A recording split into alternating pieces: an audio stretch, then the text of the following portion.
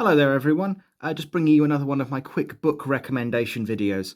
This one is for the last Stand at Le Paradis. I believe it's Le Paradis, it's how I've always pronounced it, but my French is not the strongest.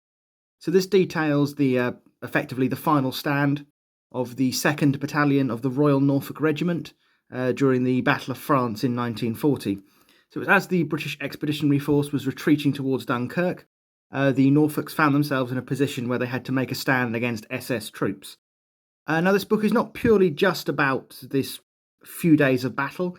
It takes you all the way through their arrival in France in October 1939, right up to the final day, those who got away, those that were captured, and those, unfortunately, who after the battle were taken out and machine-gunned. Roughly around 100 men. Most of them were from the Royal Norfolks, but there were also Royal Scots, some Royal Artillery, and various other members of other regiments had all ended up in this same place together at the same time. It's a very well-researched and well-written book by Richard Lane. I don't know if he wrote any books before this, but unfortunately this would be his final book. In fact, he passed away before it even came out. I'm not sure what of, I've not really looked into that. In fact, there's a foreword at the beginning by his wife, sort of thanking everyone who helped her get through the final stages of actually getting it published. And I'm glad it's out there because it's a really nice little introduction sort of thing to this period of history. I would recommend it to anyone interested in the Second World War, especially the Royal Norfolk Regiment, or any of the actions fought around falling back towards Dunkirk. It takes you through their story and sort of switching back and forth. You'll get testimonies from people who were there, members of the actual regiment. Obviously, a lot of historians' bits added in as well. And it also, in basically every chapter, details the larger picture of what's going on. The meetings of the generals and how the situation's unfolding, which really helps you get a perspective that obviously the men on the ground never did. A good example of this is obviously you've got the Germans are breaking through in huge numbers, large tank formations. They're smashing through the line in multiple points. The generals realise they've just got to get everyone out of here now. It's all gone. Just save as many as you can. Well, you've got the members of the regiment who are basically going, why are we falling back? Why aren't we standing and fighting? We can take them. Which eventually would fall to them to try and do. So it's very well written. It's laid out very nicely. The chapters never feel too long. With most books like this, obviously you get little maps of various bits where they were happening. And the middle bit is taken up with photographs.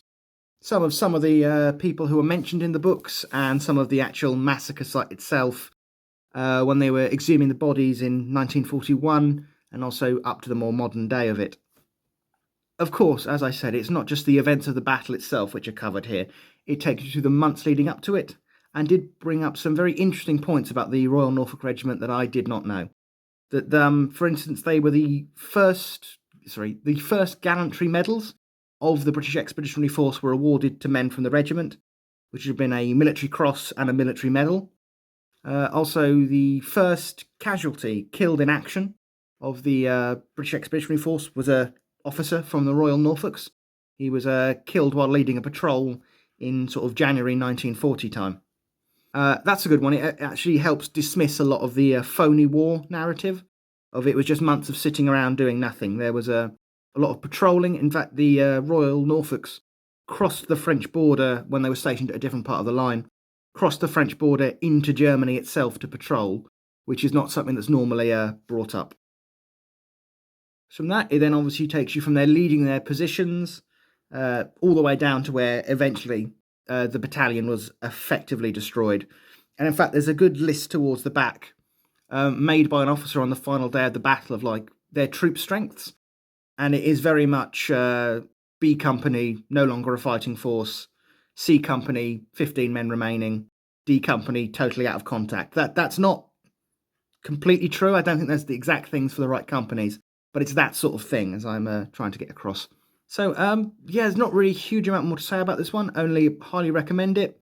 I picked this up online just to get some books when I was going on holiday. Yeah, I think you'll enjoy this, even if you're fairly new to the topic. It's a very good introductory book. Okay, so I will leave that with you for now, and I will now carry on working on the next video for you.